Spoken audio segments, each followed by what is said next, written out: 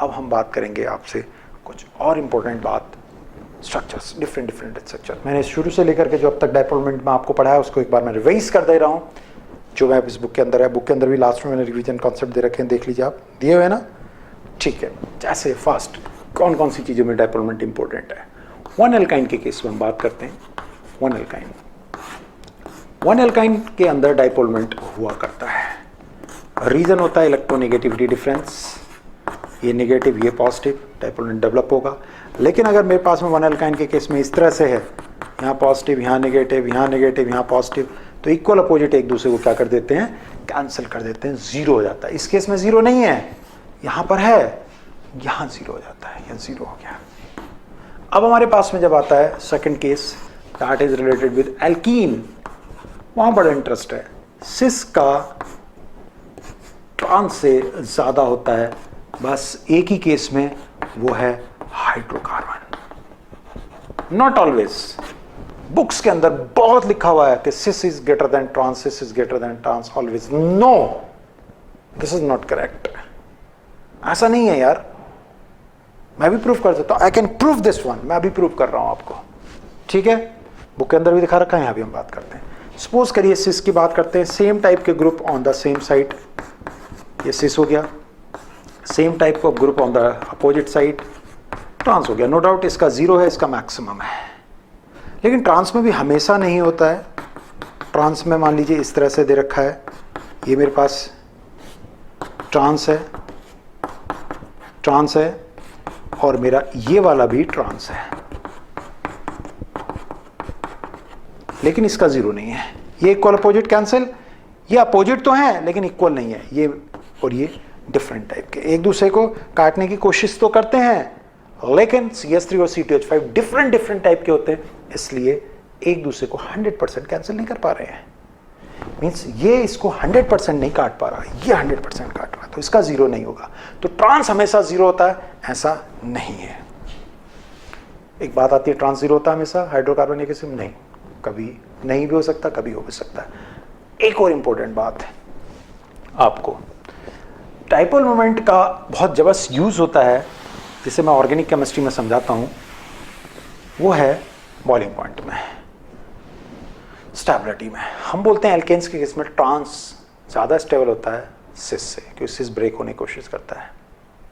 लेकिन अगर साइक्लो अगर होता है तो साइक्लो में सिस वाला ज़्यादा स्ट्रॉन्ग होता है, साइक्लोहेक्सीन ज़्यादा अच्छा है ट्रांस साइक्लोहेक्सीन से। आगे मैं ऑर्गेनिक के अंदर मैंने इसको डिटेल में समझा रखा आपको। अभी तो हम इनऑर्गेनिक चला रहे हैं, इनऑर्गेनिक आप लोग पढ़ रहे हैं इस समय पे, वहाँ मैंने समझा रखा है इस चीज़ को, ये इंपॉर्टेंट है।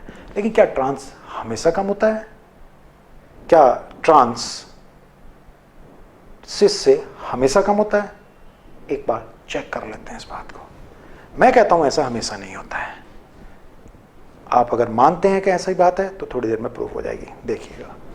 मेरे पास है CH3 CH double bond H और Cl, मेरे पास है CH3 CH double bond Cl और H। CH3 देता है, Cl खींचता है, ऐसे ऐसे। ये μ1 है, ये μ2 है। अभी कौन से कौन ट्रांस से भी बात करेंगे। CH3 देता है और Cl खींचता है, ऐसे,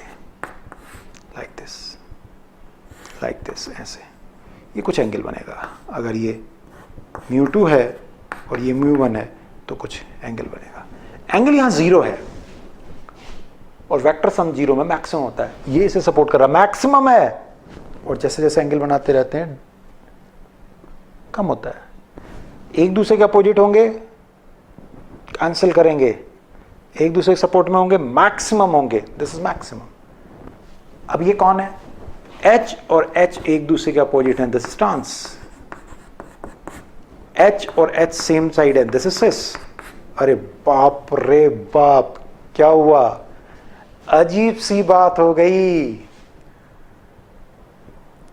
जो ना सोचा था वो घट गई। हाँ, कितनी अजीब सी बात हो गई। सिस वाले का ट्रांस वाले से कम हो गया। ट्रांस में दोनों सपोर्ट में है, सिस में यहां ऐसे करके समुक आएगा, कुछ भी बन के आएगा, लेकिन इससे तो कम ही आएगा। एक बात हमेशा के लिए होगी, सिर्फ हमेशा ट्रांस से ज्यादा होगा, हमेशा, ये सच नहीं है। सच है तो केवल इतना कि हाइड्रोकार्बन के केस में ऐसा होता है, सभी केसेस में ऐसा नहीं होता है। गांठ बांध लीजिए।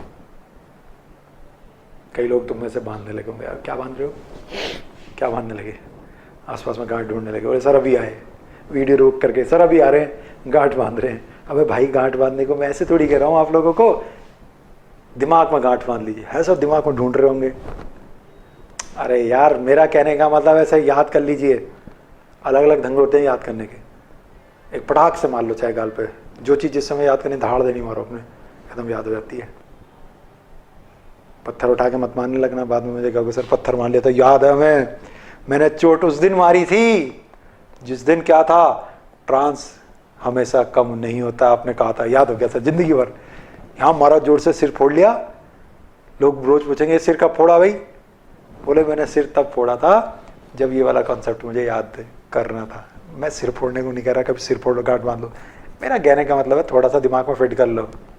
समझ में आ रही है बात? आ रही है नहीं आ रही है? पढ़ लो, काम आएगा, बहुत काम आएगा। अगर एग्जामिनेशन में टर्निंग पॉइंट आ गया तो बुक के अंदर जो मैंने दे रखा है, ये पूरी बुक है टर्निंग से, inorganic in my pocket, organic in my pocket, physical नायोलॉजी, कैलकुलेशन से रिलेटेड, और क्या है, टर्निंग ही तो है।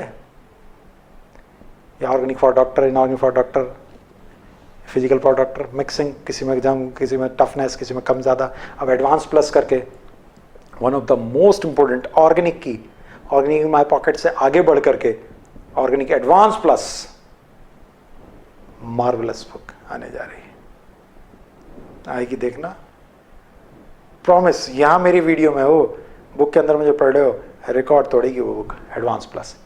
गजब सवाल, गजब बातें, एक सवाल एक चैप्टर खत्म, दूसरा सवाल दूसरा चैप्टर खत्म, 12 सवाल, मतलब मीन्स 12 to 15 क्वेश्चन भी अगर आपने कर लिए लंबे वाले जो मैंने रूट मैप बनाए हैं, 12 to 15 चैप्टर खत्म, ऑर्गेनिक एडवांस प्लस नाम के नाम से करेंगे। अरे टफ थोड़ी सवाल आते हैं, आएंगे तो यहां से आएंगे, नहीं तो नहीं आएंगे यार, काय को टेंशन लेते हो, आएंगे ही नहीं, हाई फाई के चक्कर में मरे रहते हो। समझ रहे हो? हाई फाई, क्या हाई फाई, नथिंग, सही से करो, ठीक है? तो गांठ बांधो, कैसे दिमाग में रख लो, कुछ भी करो, याद रख लो, दिस इज इंपॉर्टेंट। ये सेकंड बात हुई एल्कीन से रिलेटेड। अब हमारे पास में एक और इंपॉर्टेंट बात आती है जिसके ऊपर मैं अब आपसे बात कर रहा हूं। मेरे पास में अगर कहीं पर ऐसे लिखा हुआ है Cl और ऐसे एक दूसरे को इक्वल अपोजिट कैंसिल करेंगे, जीरो डाइपोल मोमेंट होगा। ऐसे लिखा हुआ है तो क्या ये जीरो होगा? क्या ये जीरो होगा? नहीं होगा, क्योंकि इस जगह पर sp3 होता है, इस जगह पर sp2। sp2 का मतलब प्लेनर, इधर से इधर एक दूसरे को कैंसिल। यहाँ कैसा टेट्राइडल, टेढ़ा मेढ़ा, Cl इधर है, Cl इधर है, टेढ़ा मेढ़ा, एक दूसरे को कैंसिल नहीं कर रहे, जीरो नहीं होगा, इंपॉर्टेंट है। इसी तरह से मेरे पास में अगर कहीं पर ये लिखा है, ये Cl है, ये Cl है, कैंसिल करते हैं, ये OH है, ये OH है, क्या कैंसिल करेंगे? ये यहां पर हमारे पास में क्या दे रखा है, CS ट्रिपल बॉन्ड CS दे रखा है, इसका क्या होगा? इसमें जीरो होता है, इसमें जीरो होता है, इसमें जीरो नहीं होता है। क्यों नहीं होता है? डबल डाइपोल मोमेंट का कंसेप्ट है, जो अभी मैं 2-3 मिनट में समझाने जा रहा हूँ। इसी तरह से हमारे पास में अगर हम बात कर रहे होंगे तो NH3 दिया हुआ है, सपोज करिए NH3 दिया हुआ है, हमसे पूछता है NF3 दिया हुआ, किसका जीरो होगा, किसका नहीं हुआ है, किसका कम होगा, किस समझा देते हैं। लोन पेयर इस पे भी है, लोन पेयर हमेशा डाइपोल मोमेंट लोन पेयर की डायरेक्शन में जाता है। जैसे अगर लोन पेयर यहाँ है तो डेफिनेट मान लीजिए इसकी डायरेक्शन ऐसे होगी। और अगर इलेक्ट्रोनेगेटिविटी का डिफरेंस है तो मैं आपको पहले ही बता चुका हूँ, यहाँ माइनस और यहाँ प्लस है, तो केमिस्ट्री में ऐसे करके डाइपोल मोमेंट की डायरेक्शन होती है। मैंने पहले लेक्चर में, वीडियो में आपको बुक के अंदर, बुक जो दी है मैंने पहले वीडियो में ही आपको सारी बातें समझाई हैं डाइपोल मोमेंट की, सारी इंपॉर्टेंट बातें मैंने डाइपोल मोमेंट की समझाई हैं। समझाइए ना, समझाइए आपको, ठीक है ना? वहाँ मैंने समझाया है कहाँ होता है, इसकी डायरेक्शन उधर होती है टुवर्ड्स इलेक्ट्रोनेगेटिविटी, फिजिक्स में उल्टा है, 12th में अगर हम बात करेंगे तो फिजिक्स में उल्टा नहीं, उल्टा से उल्टा कुछ नहीं है। फिजिक्स में टेस्टिंग जो होती है वो पॉजिटिव चार्ज से होती है, तो हमेशा पॉजिटिव की तरफ डायरेक्शंस होती हैं सारी। और केमिस्ट्री में सारी टेस्टिंग जो होती है वो इलेक्ट्रोनेगेटिविटी के बेस पे होती है। केमिस्ट्री में सारी बातें इलेक्ट्रोनेगेटिविटी पे बेस है, तो इसलिए यहाँ पे जो डायरेक्शन है वो इलेक्ट्रोनेगेटिव की तरफ को है। तो यहाँ अगर हम बात करेंगे NH3 में, तो NH3 की जब हम बात आएगी ऐसे करके, यहाँ ये है, ये हमारे पास ज़्यादा इलेक्ट्रोनेगेटिव कौन है, N, तो N के टूवर्ड्स